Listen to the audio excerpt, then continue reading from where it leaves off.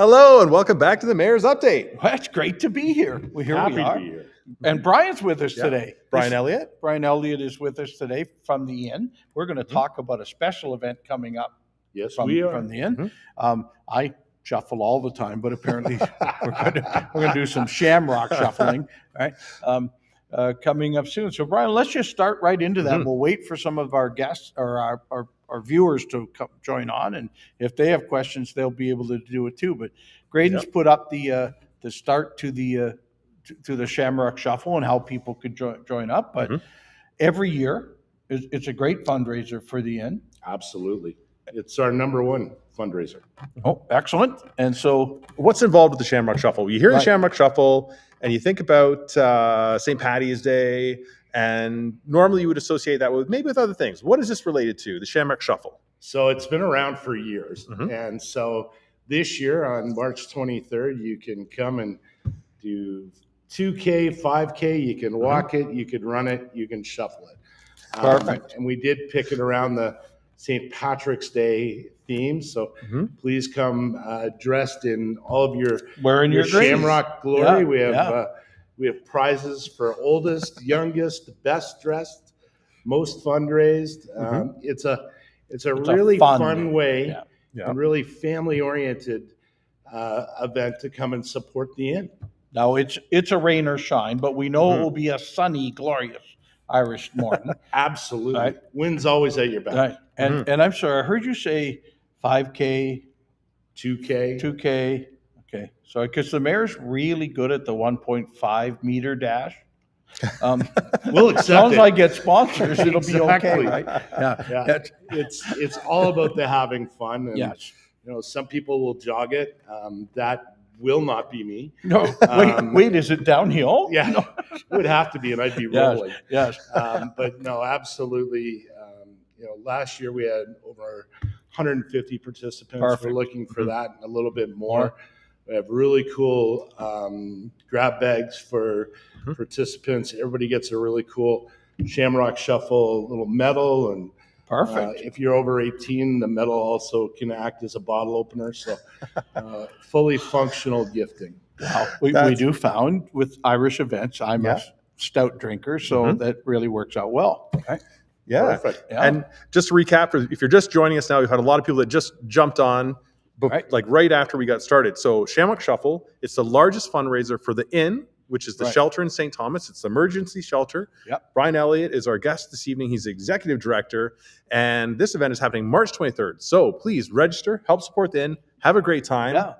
Well, and if you want to volunteer, Brian, I'm certain you'd take some more volvolunteers too. Absolutely. If somebody wanted to come out. The Mayor's trying to come out early that morning, but I'm in Toronto the day before. But we'll there's another food event I'm supposed to be at later in the day. So we're well, we have food and drinks in the morning. You can register either through our website or on our Facebook page at the Inn, or right through Race Roster. And registration is open right up until the day of the event.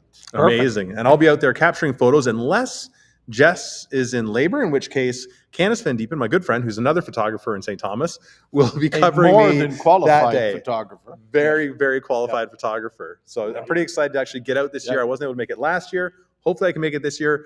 Is that right around Jess's due date? Is that where she's supposed to be a little bit later, but with kids, you never know. They're predicting it might come a little bit earlier. I still say you were chancing it going to LA last week. Well, I know. But hey, look at you got through. It worked. I did. I made it back. We're here. Right. Everything's good. Great time. And we should talk a little bit more about the Inn and what the Inn does, because we had you on here last year, about a year ago, a little bit in December of the previous year, and you were talking about what the Inn does. So it's moved to downtown core, and there's been a lot of discussion about that. How are things going now that you've taken over the executive director position at the Inn?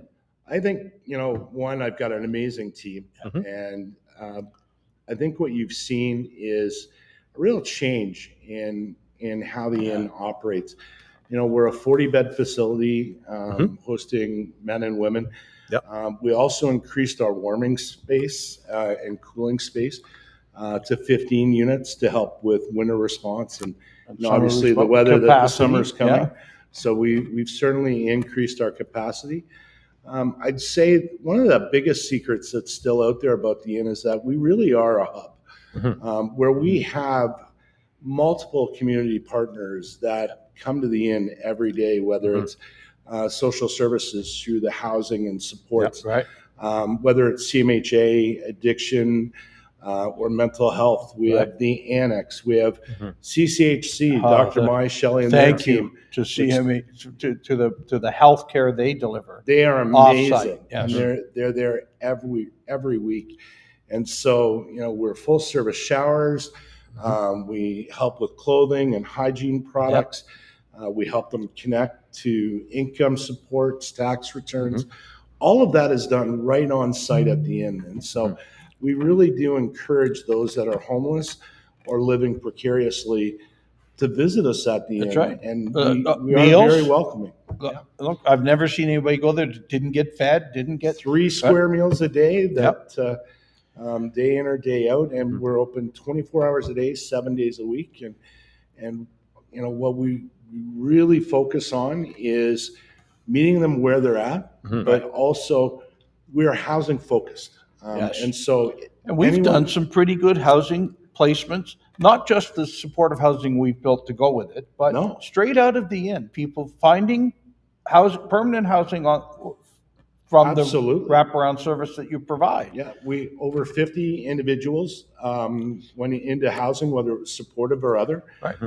We also have 67 other clients that were either diverted back to the community where they had their best support, or could have been diverted back to family, where we were able to help them remake those connections. And so all of those are individuals that have been impacted in a positive way, where their story of homelessness has become lower. Well, I've been following a lot on social media, some of the kind of tags you've been putting out about how many people have we served, and it's a huge amount. How many people have we returned to their home communities if that's better for them, or as you said, to their families? Right? How many people have we housed directly out of the inn and using our housing services and the wraparound services that are there? And there's some other stats that are just mind-boggling if you're reading them. I take the point to share every one that you put out so that we could share it with more people about the good work. Okay, so Mayor, I couldn't be happier about how well our emergency shelter works. I tell the story a lot about my first April 15th when we were just, the shelter closed today. Right? And that's what we used to have, is just a winter shelter of volunteer work, and they did a great job, but that was it. And I went, well, that's not adequate for our city, not in our city. What can we do now? And so how far we've gone in those 4.5 years is incredible. And I'll be honest, just today, we had an executive director come from another community to view the work being done and how we've worked with community partners to bring them into our space and have a regular rotation. Right from hospital care through St. Joe's, all of those things play a factor, because everyone that's there has a different need. Some are complex, some not so much. Yeah, and a degree of need. Exactly. Some are way more in need. And so they walk in the door without judgment. Correct. And get what they need for that moment. Because sometimes the moment is something like, can I just get warm for a minute? Can I get a meal today? I really would like a jacket. Whatever they can, that's an immediate need. Absolutely. And then because of how great the staff is, then it's what else do you need? What else can we do? Would you like to talk to the addiction counselor? She's here today, or he's here today. What about the community care health centers here today? Do you have any issues at all? And I know another one that I learned years ago that is identification. Yes. And how much we help, because it's a step you can't cross. There's many things you can't do till you can prove who you are, right? So we help a lot of people get identification. Absolutely. And for the average person that's homelessness, the fee to getting your birth certificate is a barrier. And so this year, through the Solicitor General, they recognized the inn as a facility that could do birth certificates for free. So we can do them right on site. Right into the system from the spot. Absolutely. Wow. And so we are able to do straight electronic ID. Because you're right. When they first come in, their emergency need could be food. Right. Could It be has shelter. nothing to do with knowing if they have a birth certificate or next, right? But Absolutely. it gets there, right? But you start working with them through being housing focused and having case managers. Right. So then you get the ID. Then you can help them get the income supports. Then you can move them through the system and out of homelessness. But it all starts with that initial knowing they can come somewhere, Right. and be supported. Right. And as you said, we try to return people to their home community. So when someone walks into the inn and they're not somebody you would recognize, they're not somebody new, people at the inn say, "Hi, where are you from, and how can we help you today?" Yeah. Help that immediate need, get as much done as we can, and then say, "Well, I'm from Sarnia. I had to come here to court, and then I was let off, and here's where I am. I don't know how to get back home." We help with that. Absolutely. That's why that's another one. I didn't mean to pick on Sarnia there. No. Yeah. But yeah, part of the myth busting is that other cities drop their homelessness off here. And that's not happening. And we have a full intake process to make sure that they go where their supports are. And so it doesn't happen. Well, and some of it also, Brian, if you correct me if I'm wrong, some of it is also just good fellowship. I mean, they may be housed, or they're even precariously housed, but they want to come by and see their friends and get a quick meal and do some other things, and we're okay with that too. That's what emergency shelter is about. That we can do those things. Absolutely. So there are individuals that are precariously housed that will come to the inn. They may not need to sleep there, but maybe they need to shower, or maybe they need to do a load of laundry. Yeah. We still do an intake to see what are things that we can support them with or help them move from being couch surfing into something a little bit more permanent. And we as a city, through our housing department and through your help, identify them on our by names list. By names mean we know their names. We know them by their names, so we can when they visit the inn, we know what their needs are and what they might be. But also through our housing department or our social services department, we know we're all talking about the same person. And it wasn't always that way. It was well, we don't know how many. Well, now we have a very good idea. Absolutely. And I would say the one thing that has set St. Thomas apart from our peers, whether their peers are smaller communities or larger communities, is there's certainly a much more connectivity.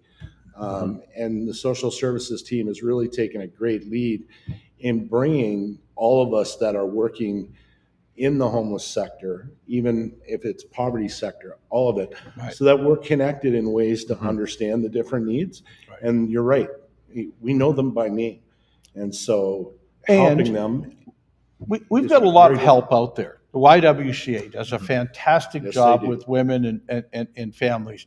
The youth organization that handles our youth homelessness, so that we're not trying to put where it doesn't fit. Right, we can do a special way, and there's a protocol to try and get youth back to their families or to other parts of their families.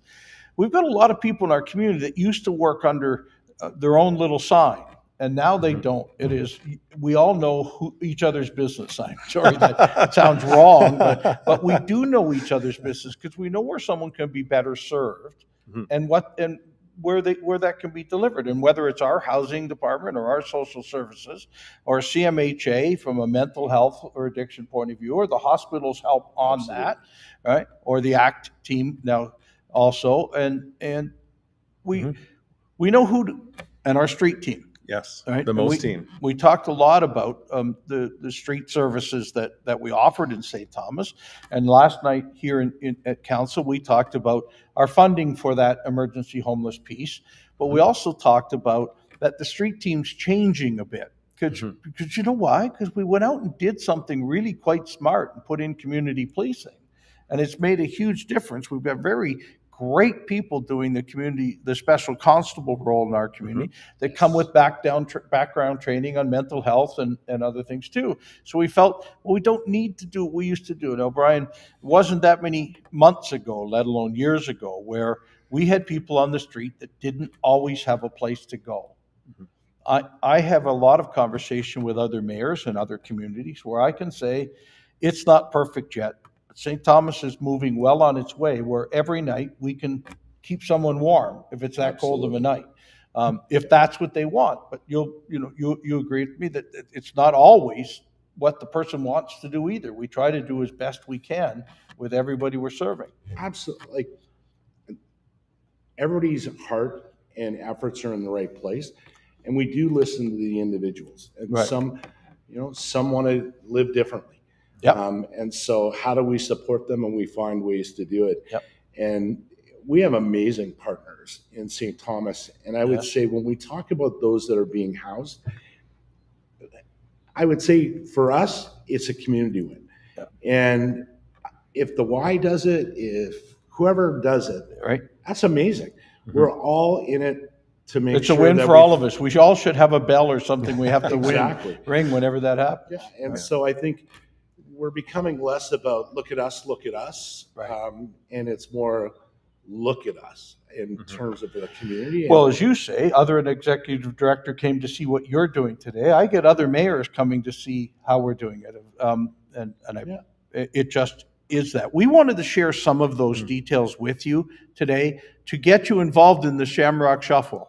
Yeah, Because we can't do some of this great stuff if we don't also help us fundraise. Now, the Inn is funded by a number of different partners, including all the levels of government, but it takes a lot. It takes a community, certainly from a food service point of view, from a volunteer point of view, whatever else we can do. Absolutely. Money is always important at the end because it allows us not just our current operating structure, but how do we add the next thing that will support and move people along from being homeless. And the nice part about the Shamrock Shuffle is all your dollars from that are raised go directly towards supporting the homeless. Right. And you get to do it in a fun way. You can involve friends and families. Right. You can throw challenges out to whoever you want. And at We've the all end, got you're some ugly making green a clothes at compliment. home. Everybody got some ugly green clothes at home. Everybody does. Yeah. So get them on. Yeah, And maybe come on some out to the necklaces with Shamrock some Shuffle. shamrocks on them. Absolutely, the glittery ones. I remember those from my high school days. Have we had any questions about the Inn while we're on today? Because while we got the expert here, we should answer. We haven't had any directly with the Inn, but if anybody has them, we're going to jump into council business. If you have a question, let us know. We have Brian right here. He can answer any of those questions. Absolutely. And we'll get to the heart of the matter. We have had some mentions about the elephant in the room. Yes, there has been. Maybe we should talk about that first. Maybe we should. Okay, this is my favorite stuffy. This is a stuffed elephant that I have at home. I was told because we're moving and tomorrow is the move day that perhaps the elephant had to leave our house. And so I said, well, then he's going to the mayor's office and that's it. But for a good purpose this week, there's a stuffy parade, a stuffed animal parade at the library on Friday. I'm the grand marshal, me and Stuffy the elephant will be leading that parade. And what time is that? I think that's at 10 o'clock in the morning at the library 10 o'clock. because That's when it opens. March 10 o'clock. break, Yeah. right? So, and I think I'm reading a story to a group over there after that too. So my Friday is now full. That's amazing. Right? The mayor loves those kind of days. Right? I haven't got a meeting with anybody from Germany. I haven't got anything else going on. I'm going in a stuffy parade and I'm reading stories. It's what I live for as mayor. Yeah. So that's the elephant, and we may adopt this elephant as the mascot for Mayor's Update. But I think so. I like talking about the elephant in the room. You have a guest on, you're like, let's talk about the elephant in the room, There you guys. go. Right.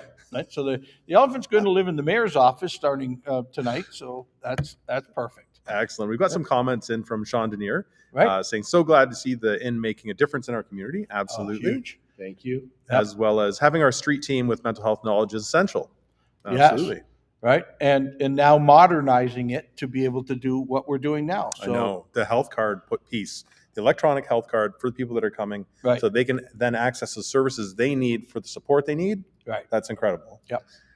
Brett, pulling in all of our partners. It doesn't get done by any one group. It isn't a completely city-run group. It isn't just the Inn. It's everybody doing it. And of course, we we're talking about now moving forward with Tiny Hope. Mhm. So we will have some more news on that fairly shortly. But Oh my we're goodness. feeling pretty comfortable on That's that. exciting. We had some news this week about transit, regional Yes. transit. We talked about it last week, and this week we've announced it. I did think it's funny that people said it was announced yesterday when we actually announced it last week on the mayor's update. Right, and I Went over all the repeated it last details. night at council, but We well, announced where, it right where ahead have of you your time. been? Well, where have Story you of been? my life, Brian. Right, Story of my right, life. right. We got another comment in from Brett. He's saying, great insight from Brian regarding the inn and all it serves throughout our community. Good luck to everyone at the Shamrock Shuffle. Right. Thank you. And for those of you watching Mayor's Update today or through till the 22nd, because Shamrock Shuffle's on the 23rd, share with your friends that it's happening. We need to get the news out there as much as we can. We know that on social media we all share, but if you can all share, it's that many more hits where people will know what's happening. We would love that. Ben Nichols says, just in time for transit, the transit discussion. Now, if you know Ben, I know him from social media posts. He always posts his bicycle and there's a local background with his bicycle kind of front and center. Right. And he was also talking to us earlier last year about the bicycle racks that were kind of enclosed. Like you have one at Wendy's. Right. And you were saying you were doing a trial for the city. Has that gone anywhere? There is 2 bike containers at Westlake Evans Park. There you go. That you can safely store your bike in while you're in the library or so, right? I mean, we put one in at Wendy's because a couple of the staff had their bikes stolen, and we said, well, there's a solution to that. Let's put in a couple of bike lockers that are heavily secure, and there's room for 2 bikes in each locker. So with our place, the staff can get together and we can store 4 bikes at a time. If we need more, we'll do it. But I think many employers and many businesses in our core should be looking at doing that. So please do it. Yeah. There was a comment from Tony Porter saying, I think Joe better reconsider the placement of the elephant. What? Oh, well, okay. What are my tusks showing? Then Sean Neer's saying, I'd love to know more about any future plans on the Tiny Hope project. So when will you be able to release that? As soon as we're allowed to, because when some of this funding comes from other levels of government, they would like us to not announce it until they can. And that's right. You know, and we've got great funders out there, and we've got fantastic members of parliament, members of provincial parliament, but they get their due, right? And they're allowed. It's much like, you know, a year ago tomorrow is when we announced our deal with Volkswagen. It seems like it's been more than a year already. 1 year tomorrow. The amount of effort that's gone into the development. But so we far. held on to that. We said the company who's putting up this big plant should get the opportunity to brag about it in their own way. I mean, of course, we wanted to brag about it too, but so sometimes we have to hold off sharing the great news with you while we can get the right people in the room to share the great news with you. And it was still great news. But we can hint at it. Oh, no, so you know I it's do coming. that. And the transit piece. Somebody talked about bicycles on the buses, and I think we've done that with many of our city buses, where you can mount your.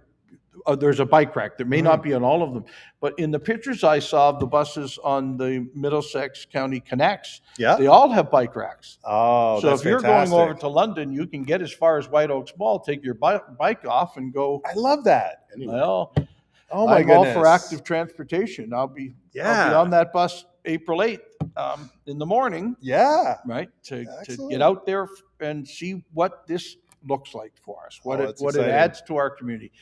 We've been landlocked without buses. Councillor Peters, former Mayor Peters, and I were talking about it a little bit at council on last night. It's how long has it been since Grey lines or Greyhound lines were? We said minimum of 15 years, but it's got to be longer than that. Yeah. Right? Since there's been a bus to St. Thomas.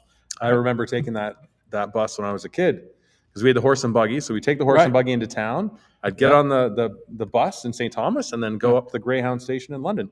We have 5 minutes left for questions, folks. So get them in if you've got any. Get them in. We'd love to share anything more we have. Because the mayor's moving and he can't stay late tonight. Oh, no. So he's got things to do. Ask Stephanie, can I stay late? Yeah, she's going to be a hard no on that one. No, that's a not. So we got a question in from Dale Cummings about when the fire truck will be stationed at the Indwell building. Because there was talk of that when the project was started. We built it to be the northernmost or westernmost fire hall in the city. We're starting now to build in the northwest in area 1, 2, 3, and 4. As we get there, we may be required by time it takes to get to a fire scene to put a truck there. Right now, the old truck is in the bay there, our kind of the fun truck, right? And so that's a great home for it for now too. But as we modify where our city structures are and where we need to be able to be in order to reach a fire scene in a certain amount of time, because that's how we judge it. So soon, as we build a lot more housing in the northwest. And I think Dale had some questions last week about the bus stop signs. Yes. Were you able to get to the bottom of that? I got the message to the person who needs to answer me, but I have not got it yet. So. All right. And moving right along, Brett Longfield has a question. Now, Brett he's got some hard questions. Fire. What is council's reasoning for its unanimous decision to vote against the Municipal Heritage Committee's recommendation regarding 225 Wellington Street? Well, the Heritage Committee is in fact a committee of council. It reports to council. It sent us a report last night. We had been talking at length about starting the process of 225 Wellington, of the Railway Museum and all the railway lands, and doing a secondary plan for that area, including some small pieces of city land. So we had started that about 2 weeks ago. The Heritage Committee met and said, we'd like to stop that process. And we said, thank you very much. You're a committee of council. Thank you for sharing your information. We'd love you to keep reviewing the project, but we'd still like to start taking the baby steps we need to do to look at the regeneration of the railway land. Okay. So that was the answer. And you saw unanimous from council last night that we're trying to be bold about developing that land in the core of our city in a way that makes it fit our city also. The Railway Museum needs to be repaired, needs a fair amount of work. Can't be done if the rest of the project doesn't go forward. At least that's what we're being told. So we just deferred it. We said we have to vote that one down so that we're not changing the bylaw that said let's start looking at the land. Great. We'll move on. I think I said from here last week and from there for the last 3 weeks, pointing at the mayor's chair in the council chamber, we will touch this dozens of times on its way to getting it done. So let's not stop it at the beginning. Let's continue it flowing. If it doesn't work at the end, we didn't try hard enough. Okay. All right. And Cole's notes, we've got 2 minutes. Council, last night, there was a lot of stuff. You've covered some of it. We talked a bit about the homelessness prevention program and the investment plan for our community. And we think that's a great place to go. We also had last night, well, of course, we announced at council about the regional transit. Dan Bolton, he's a fellow with lived experience in our community, and he got a chance to go speak at Queen's Park last week. And so I wanted to recognize it because he sent me what he had said and some of the, look, Dan and I don't always 100% agree, but he understands homelessness and addictions on the street way better than I do. So I don't mind hearing from him on it. And when he's allowed to go speak to people outside of St. Thomas, I love that too. So I recognized him for that also. Look, I think we talked about the Heritage Committee, and I think those are the main things that happened yesterday at council. Okay, well, we're coming to the end of our time. We've had a great show. Brian, thanks for joining us again. thanks. Come back more often than once a year. Hey, always Whenever we talk ask. about the end. Right. No, and it's great. And thanks to all our viewers for your questions this evening. It's been fantastic to have that interaction. We look forward to more of it. And stay tuned for more of the elephant in the room. Right. Because I think we'll move the elephant around. Yeah, we will move the elephant. It'll become a reoccurring actor. I could have a hat made out of the elephant. Yeah. Maybe not. I'm not sure you go there. Yeah. All right, Well, everybody. thank you all. Thanks for joining us. Take care. We'll see you next Tuesday.